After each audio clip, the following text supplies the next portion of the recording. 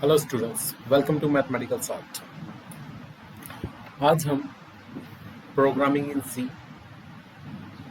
BA second year BSc second year fourth semester की book के chapter first का last lecture कर रहे हैं। तो इस लेक्चर में जो आज हम पढ़ने वाले हैं वो है हमारे पास programs model of a computer. तो वीडियो को शुरू करते हैं।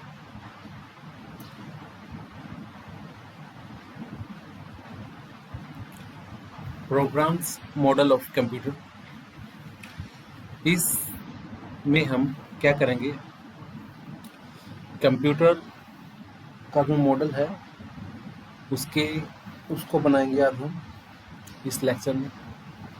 इसके मेनली तीन कंपोनेंट्स होते हैं। पहला कंपोनेंट है प्रोसेसर, दूसरा कंपोनेंट है मेमोरी, तीसरा है इनपुट आउटपुट डिवाइस। प्रोसेसर क्या करता है कि जो भी इनपुट होती है उसको प्रोसेसिंग करता है और आगे मेमोरी में कहीं स्टोर कर देता है। मेमोरी में भेज के उसकी प्रोसेसिंग करता है और जो रिजल्ट है मेमोरी में स्टोर होने के बाद, प्रोसेसिंग के बाद मेमोरी में स्टोर होता है। स्टोर होने के बाद जो रिजल्ट है उसको आउटपुट डिवाइस के माध्यम से उसको प्रिंट करवा देता है या फिर उसको डिस्प्ले करवा देता है, आउटपुट दे देता है उसकी। तो ये सारा जो है प्रोग्राम है मॉडल ऑफ ए कंप्यूटर का। तो इसकी जो वर्किंग है, सबसे पहले वर्किंग के ऊपर ध्यान देते हैं। वर्किंग क्या है? एक computer program is a set of instruction to perform a particular task. मान लीजिए कोई भी हमारे पास प्रॉब्लम है या फिर कोई पर्टिकुलर टास्क है, उसको परफॉर्म करने के लिए क्या होंगी, इंस्ट्रक्शंस होंगी, कुछ स्टेप्स आएंगे। उन इंस्ट्रक्शंस को वन बाय वन परफॉर्म होता रहेगा तो एक जो कंप्यूटर का प्रोग्राम बनेगा। अच्छा, programming helps in solving problem using computer. Problem को सोल्व करने के लिए कंप्यूटर का यूज करते हुए जो हमारी हेल्प करता है वो है programming. In the program's model, all the program data and other information is provided to the computer through input device. Program model में जो भी डाटा है या फिर कोई इंफॉर्मेशन है वो इनपुट डिवाइस के जरिए कंप्यूटर को प्रोवाइड करवाई जाती है। फिर जो नेक्स्ट जो पॉइंट है हमारा वो है मेमोरी के ऊपर। मेमोरी क्या करती है? Memory is used to store all the data and program. जो भी डाटा आया है उसको स्टोर कर लेती है या फिर जो प्रोग्राम है उसको स्टोर कर लेती है। फिर प्रोसेसर क्या करता है? The processor execute the program. Program को एग्जीक्यूट कर लेता है, उसके ऊपर ऑपरेट करता है और रिजल्ट को प्रोवाइड करता है। The result is then return through output device. तो फिर जो रिजल्ट बन गया वो आउटपुट डिवाइस के थ्रू हमें रिटर्न मिल जाता है। तो जो इसकी ये तीन कंपोनेंट हैं प्रोग्राम के, उनको पढ़ते हैं वन बाय वन। फर्स्ट है प्रोसेसर, मेमोरी और इनपुट डिवाइस। तो प्रोसेसर क्या होता है? The processor is the computing engine of computer. Compute करता है कंप्यूटर को, तो इसलिए इसको कंप्यूटिंग इंजन कहते हैं। It execute the sequence of instruction या प्रोग्राम को ये एग्जीक्यूट करता है और इसको कंप्यूटर का ब्रेन भी कहता है। और इसको सीपीयू भी कहते हैं, सेंट्रल प्रोसेसिंग यूनिट भी इसको कहते हैं। अच्छा, जो प्रोसेसर है या सीपीयू है, इसके दो अलग कंस्टिट्यूएंट्स हैं।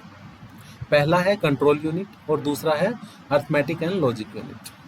कंट्रोल यूनिट क्या करती है? The control unit serve the purpose of controlling the execution of instruction by providing timing and control signal.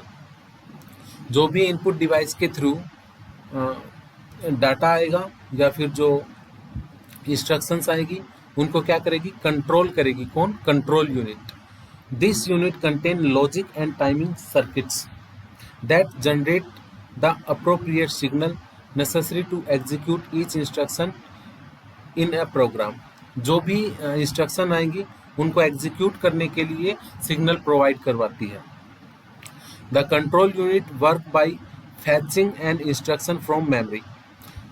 Control unit memory से इंस्ट्रक्शन को फैच करने का काम करती है।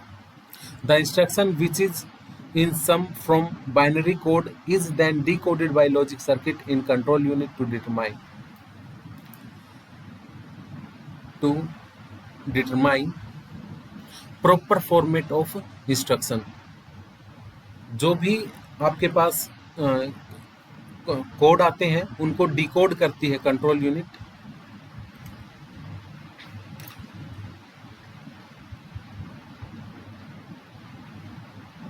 प्रॉपर फॉर्मेट बनाने के लिए।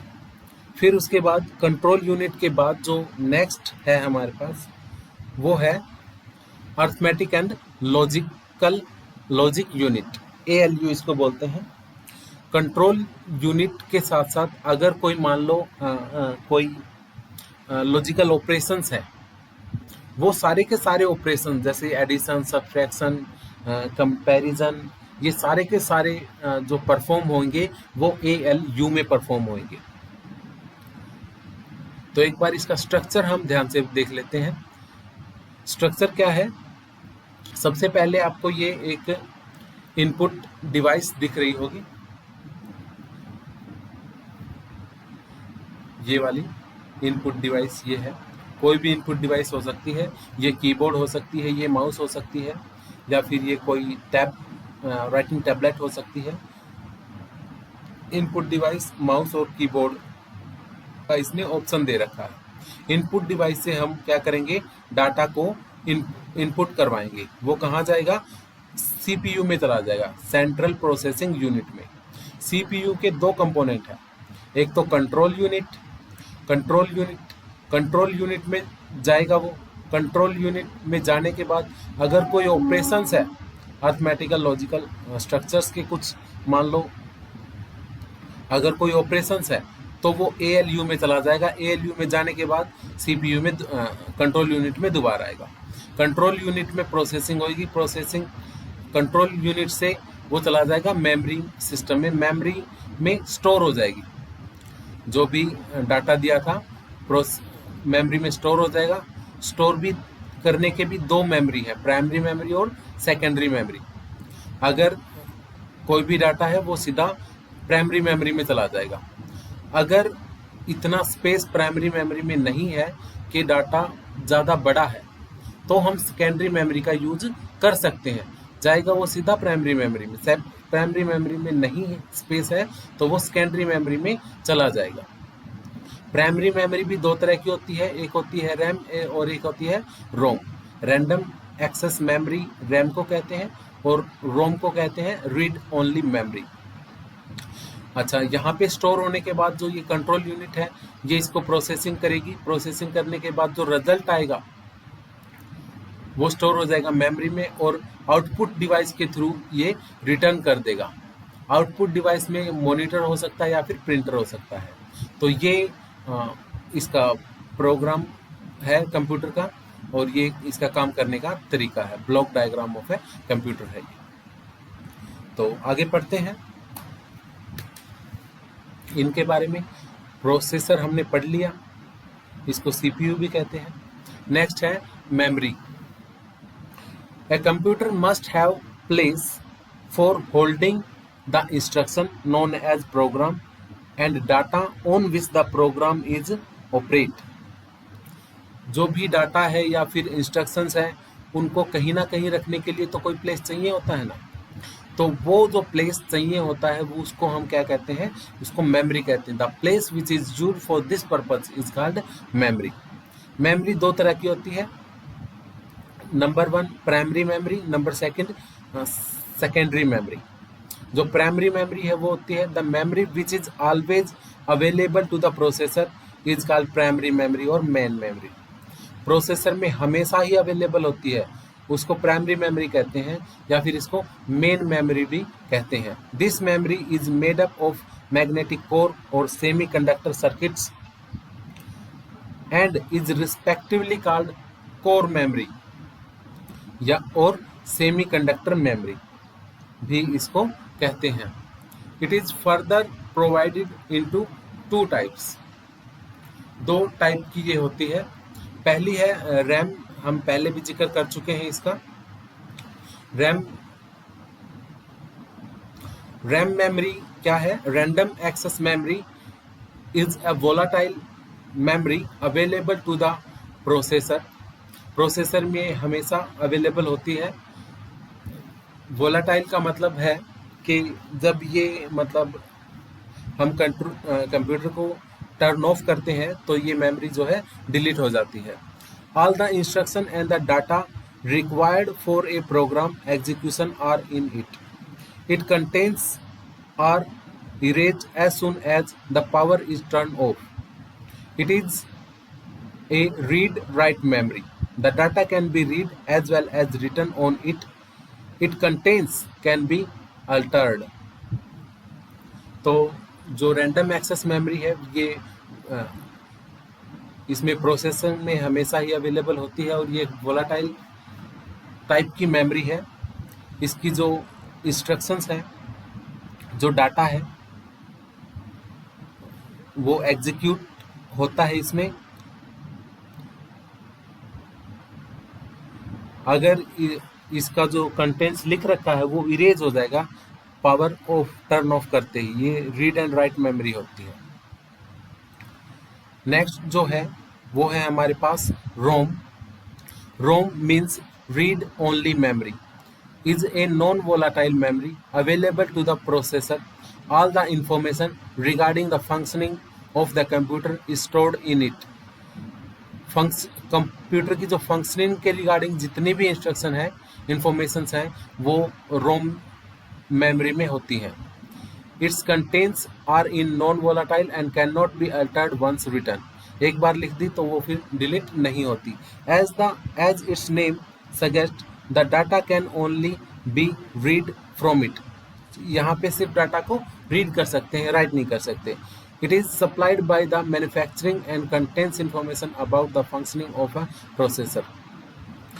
नेक्स्ट है secondary memory. Primary memory main memory होती है. प्राइमरी मेमोरी के दो डिफरेंट पार्ट होते हैं, रैम और रोम.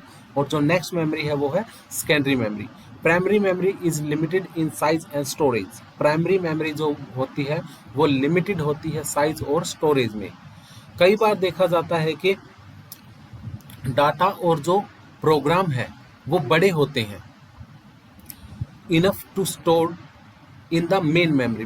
मेमोरी के अकॉर्डिंग वो बड़े होते हैं. The standard storage device, the instruction and the data are then stored in the secondary memory और ऑक्सिलरी मेमोरी. तो फिर क्या करते हैं, जो इंस्ट्रक्शन और डाटा है वो किसी सेकेंडरी मेमोरी में या ऑक्सिलरी मेमोरी में इसको स्टोर करना पड़ता है. और इसके जो टाइप है वो क्या है, फ्लॉपी डिस्क है. ये एक क्या है, एक सेकेंडरी मेमोरी है. या फिर हम इसको कह लेते हैं मैग्नेटिक टेप्स जो है वो भी एक सेकेंडरी मेमोरी है.